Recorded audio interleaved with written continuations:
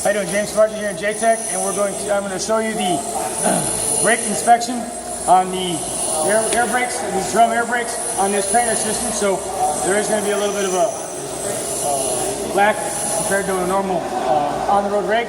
But first, obviously took the tire off. First thing you got to notice is the drum. I'm going to identify it here. Maximum diameter, which means the maximum diameter that it can wear to is 16 620 thousandths of an inch. So we'll measure that with a caliper here as soon as I take it off. So step one is take off the drum. Use caution because they are heavy. You also don't want to drop them because they are fragile, even though they are large cast iron pieces of equipment. So lay it flat, and we will check the wear. First, we're going to want to check wear to see if it's within tolerance of the 16 inches, and then we're going to want to check it again to see if it's within round. So first, we'll go there and check. Reading is off. So let me zero that out and adjust it back to the inches.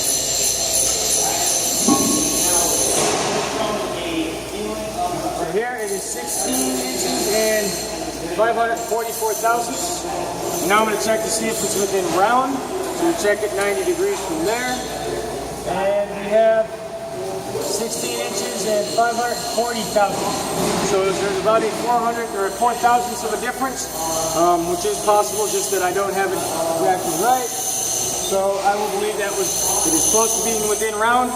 But if you're servicing the brakes or needing to service the brakes, you'll be able to take this to a machine shop, and then they can turn it and take a 100 thousandths or so off, or less, and make sure that it is within round. While you have it off, you're going to want to look for glazing of the cylinder, any heat marks, any grooves, large scratches, any cracks, any dissimulation of the metal. Got a little bit of a groove right here at the end from the wear. There's a little bit more excessive here than it is back in the back. So the edge right here, there's another wear. So there's a large amount of wear here and here. You can actually see some of the wear marks running through it. This is a trainer, just back not in service. So this one likely won't get touched again. You don't want anything of excessive wear. Well, this is an excessive wear here, but it lessens and smooths out a little bit here. So that's something, it would be something of note. Next, we're going to move on towards brake liners again here too. If this was a standard on-the-road truck, you're going to probably likely, even though most brake pads don't have asbestos, you might want to wear a dust mask. You don't want to have a lot of the particles to gather into your respiratory system.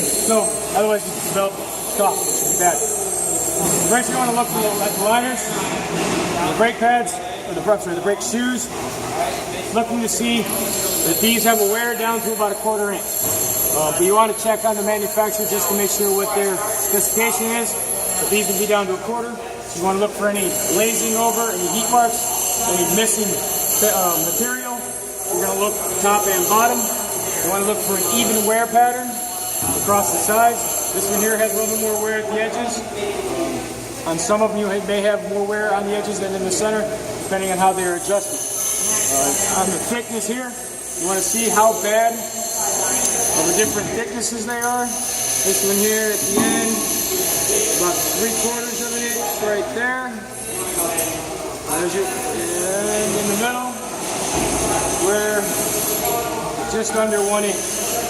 So there's about a 1/4 inch difference almost in the difference from here to here. So that's showing some uneven wear. So there could be some adjustment that we may need to do to it. What you're going to also want to look for is the springs. You have the 2 tension springs here. You can keep it on the knob. Looking to see if they're deformed, if they're bent, if they're tight.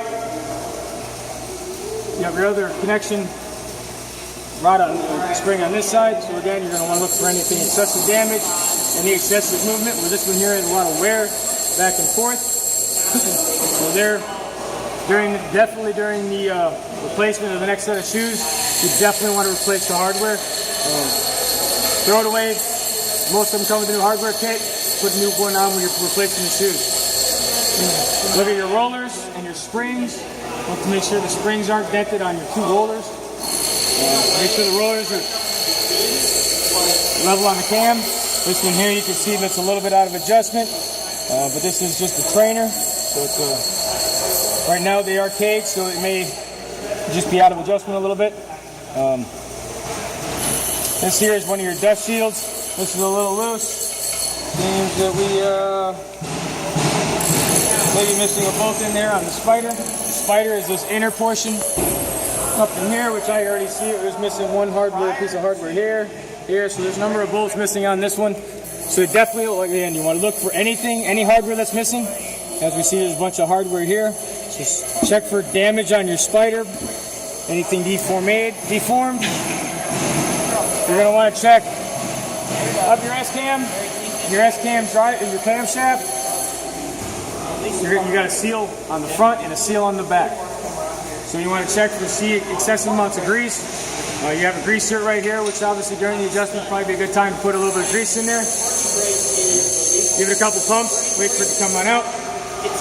But again, also looking for any damage on your camshaft housing, which takes you back into your automatic slack adjuster. You want to look again for all your hardware, your retaining clip, your washer, clevis pin. This one here is missing a cotter pin, so again, something real quick and easy to replace. This chamber here is caged, so you're going to want to look somewhat for the adjustment down here. Take your measurements while you're looking at it from the base of the housing out to the center of the clevis. Do that while they're engaged and released. Find out, see if they're within measurement of each other. Check. This one here, the cage bolt is engaged or installed. But if it's not installed, if it's just a service truck, make sure they at least have one down here. Something important while they're on the road. You're going to check your lines.